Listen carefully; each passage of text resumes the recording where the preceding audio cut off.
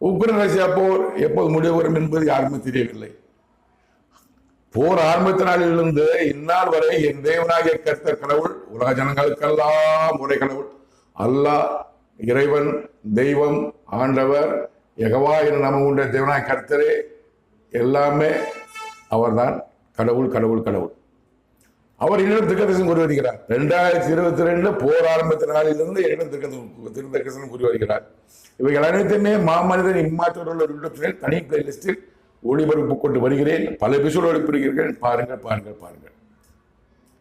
தற்போது Ukraine Russia போரை நிறுத்த வேண்டும் என்று 15/8/2025 அன்று அமெரிக்காவில் உள்ள அலாஸ்காவின் நிறுவனத்தில் ஒரு சமாதான பேச்சுவார்த்தை நடத்தலாம் என்று அமெரிக்க அதிபர் டொனால்டு ட்ரம்பும் பிரதமர் விளாடிமிர் புட்டினும் திட்டம் முடிக்கிறார்கள்.